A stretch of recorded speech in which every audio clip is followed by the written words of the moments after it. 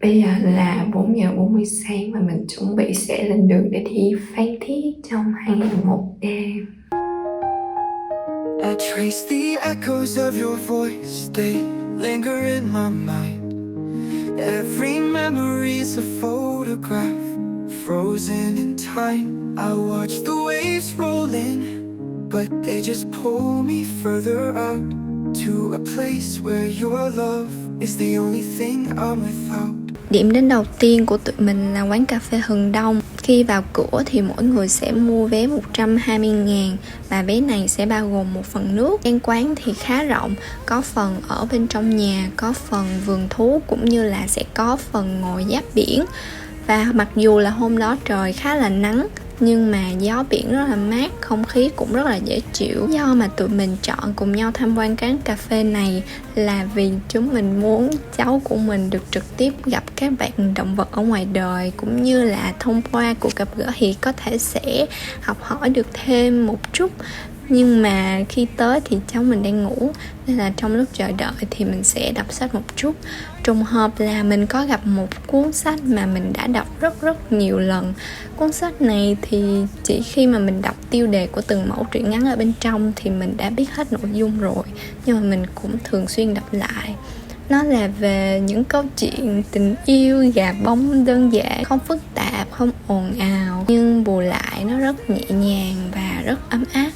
Và bây giờ cháu mình dậy rồi thì chúng mình hãy cùng nhau ra vườn thú tham quan một xíu. Mình có trò chuyện với chú nhân viên ở đây thì thú được chăm sóc rất là kỹ, và mọi người nhìn thì các không gian của các bạn cũng rất là thoáng, cũng như là lông những bạn thú ở đây thì rất là mềm mượt. Khi mà mình bước vào bên trong thì sẽ hơi có mùi của các bạn một xíu, tuy nhiên là nếu mà đứng ở phạm vi bên ngoài thì sẽ không ngửi thấy mùi gì.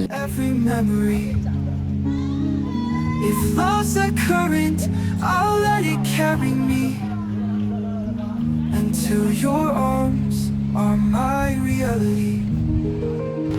Across the oceans, I'm reaching for you, reaching for you. Through the silence, I'm calling your name, calling your name. No horizon can hide what is true, even apart.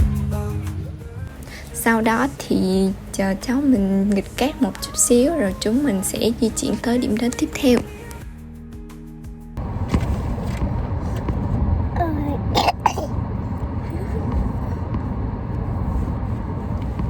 Làm gì vậy? Điểm đến tiếp theo là quán bún mắm nêm. Bình thường thì mình không thích ăn mắm nêm, tại vì mắm nêm sẽ có một cái vị hơi gắt đặc trưng. Tuy nhiên là mắm nêm của quán này thì không bị gắt như vậy, nên là mình thấy khá dễ ăn. Nêm gia vị mặn, ngọt, chua, cay rất là hài hòa, không có vị nào ác vị nào. Và cái phần lòng ở đây cũng làm rất là sạch, không có bị mùi. Mình cũng như là anh chị mình thì đều cảm thấy cái hương vị của bún mắm nêm này rất là phù hợp với khẩu vị, cũng phải được 9/10.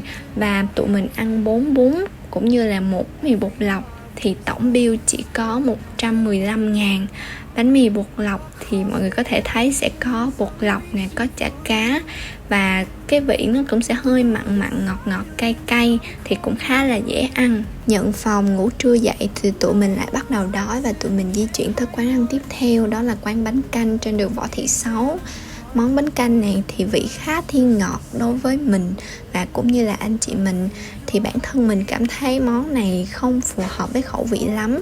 Tiếp theo thì tụi mình cũng có gọi thêm một phần bánh mì xá xíu.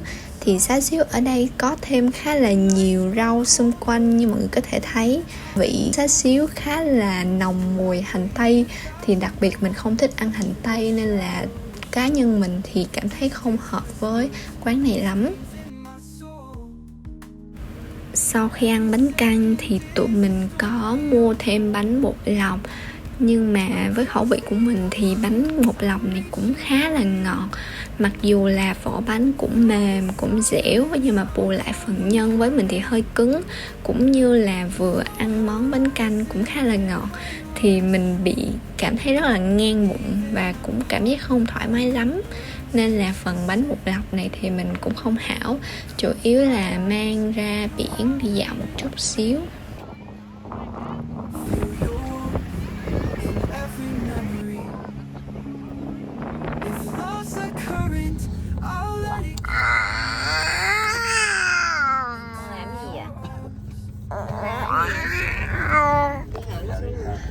Tiếp theo mời đoàn nhà mình di chuyển tới quán ốc. Đây là quán ốc Ba Tư.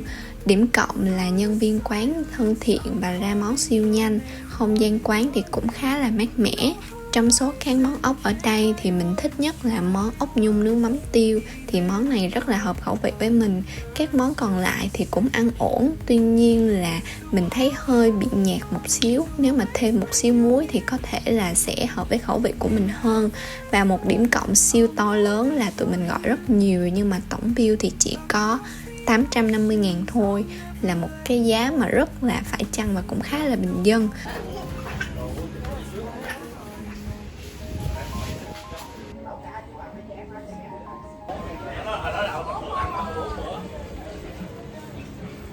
Chị ra đó.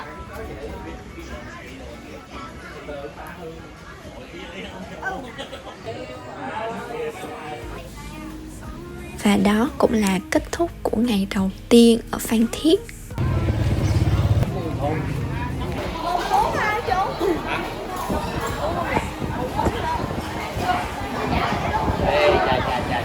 Tại vì là chưa xác định trước là sẽ vào quán nào ở trong chợ, nên là cuối cùng tụi mình quyết định tấp vào một quán mà được mời khá là nhiệt tình. Thì mình có gọi một phần mì Quảng gà. Bản thân mình là đạo gà, tuy nhiên là phần mì Quảng này khá là nhiều dầu. Và đây là bữa ăn đầu tiên trong ngày của mình nên là sẽ không thích lắm. Và cái phần gà mà mình được cho là phần ức gà thì cũng hơi khô và hơi dai. Nhưng mà được cái là cái phần ăn thì khá là đầy đặn. Và sau đó thì tụi mình có gọi sữa đậu nành. Tụi mình không thích quá ngọt nên là tụi mình sẽ rút ống hút lên cao một xíu để uống cái phần sữa ở trên thôi.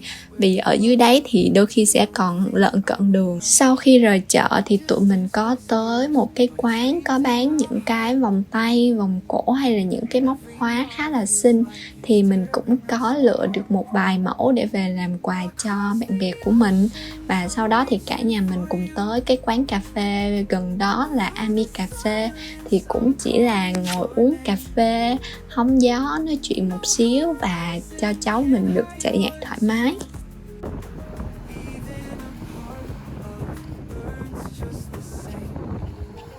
Ngon hả? Không có hảo đi. Nè,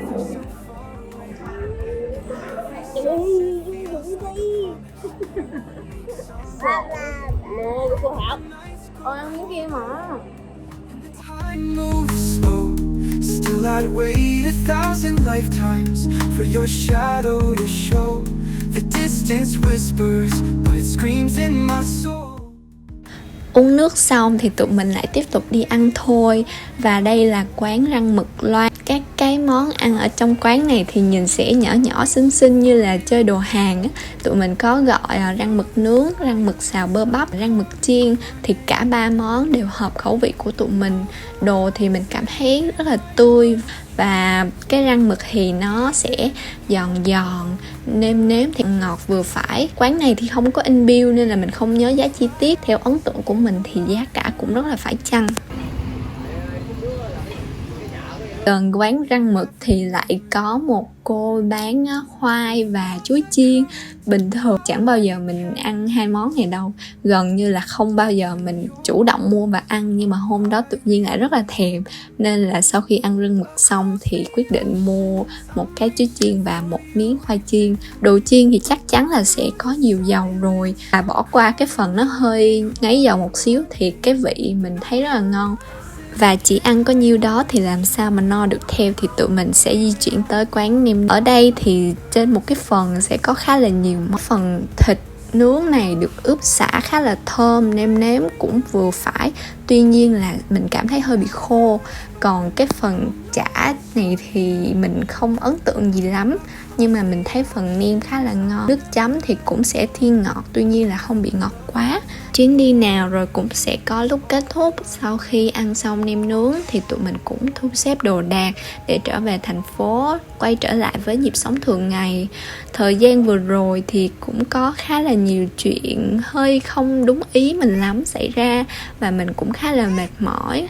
Nhưng mà bằng một cách nào đó thì sau khi mình đi chuyến này về thì mọi chuyện nó suôn sẻ hơn, trộm vía. Thì cũng coi như là có khởi sắc đi. Hy vọng là thông qua cái video này thì có thể đưa mọi người đi du lịch online một chút xíu. Cảm ơn mọi người đã lựa chọn để xem video của mình giữa rất nhiều video hay ho ở ngoài kia. Bye bye và hẹn gặp lại mọi người ở những video tiếp theo.